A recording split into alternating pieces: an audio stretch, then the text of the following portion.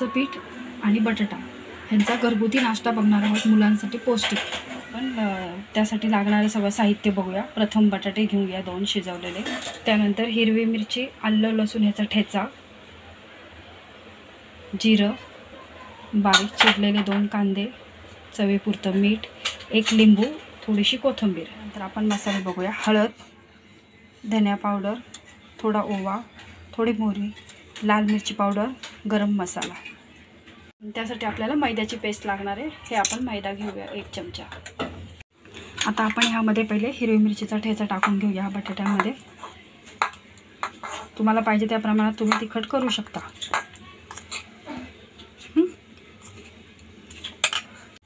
त्यानंतर आपण जिरे टाकून घेऊया.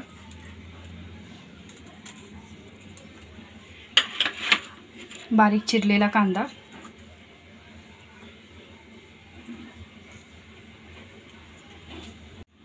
चवीपुरतं मीठ,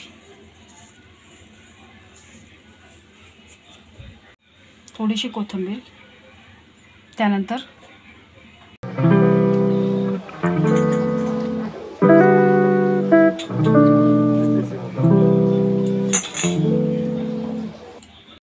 ओवा असा घ्यायचा आणि तो हातावर असा मॅश करून आपण ह्यामध्ये टाकायचा.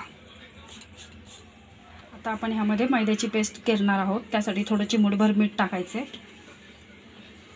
आणि 1 चमचा तीळ टाकायचे आणि त्यामध्ये थोडी कोथिंबीर टाकून त्याची पेस्ट करून घ्यायची आहे. हे पहा, ह्याची आपण अशी पेस्ट करून घ्यायची. ते असं बॅटर तयार झालं हवे पाहिजे. आता आपण हे बटाटे पूर्ण मॅश करून घेऊया आणि हे चमच्याच्या साह्याने न करता जर तुम्ही हाताने केलं तर ते व्यवस्थित मॅश होतात आणि त्याला संपूर्ण मसाले लागले जातात. ते असे पूर्ण मॅश करून घेतलेले आहेत. आता हे पहा, जशी आपण चपातीसाठी कणिक मळतो तशी ही कणिक मळून घेतलेली आहे. आता ह्याची आपण मोठी चपाती लाटायची आहे. हे पहा, आपण एवढ्या आकाराचा हा पिठाचा गोळा घेतलेला आहे. हा आपण आता चपातीच्या प्रमाणात लाटून घेऊया पूर्ण. पण फक्त पोळीपेक्षा जरा जास्त जाड लाटायचा आहे तो.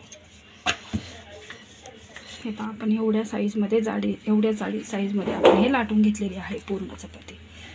आता आपण ह्याच्यावर हे सगळं मिश्रण पसरून घेऊया. हे पहा, हे मिश्रण सगळं आपण असं पसरून घेऊया इथे. हे पहा, हे बॅटर पूर्ण आपण असं पसरून घेतलेलं आहे चमच्याच्या साह्याने पूर्ण पोळीवर. आता आपण हे असे कट करून घेऊया. तुम्ही हे चाकूच्या साह्याने सुद्धा कट करू शकता, तसं काही नाही. हे पहा, ह्या साईजमध्ये हे कट करून घ्यायचे. आता आपण हे आडवं पण ह्या साईजने कट करून घ्यायचे. हे पहा, अशा प्रकारे आपण हे आता कट करून घेतलेलं आहे. आता आपण हे असे एक पार्ट त्याचे ते कट केलेले काढून घेऊया पहिले. मी तुम्हाला आपण हे सगळे असे आता प्लेटमध्ये वेगवेगळे प्रकार त्याचे काढून घेतलेले दाखवायचे. आपण असे रोल करणार आहोत. हे असे रोल करणार आहोत आणि ह्याचे तोंड बंद करायचं आहे. हे असे रोल करून घेऊ आपण. हे पहा, आता आपण हे सगळे असे रोल करून घेतलेले. आता हे आपण डीप फ्राय करून घेऊया. आता आपण हे रोल असे मैद्याच्या पिठामध्ये डीप फ्राय करून घेऊया. ते असे घेऊन एक बाजूने असे ब्राऊन झालेले आहेत. आता आपण त्याला दुसऱ्या बाजूने ब्राऊन करून घेऊया.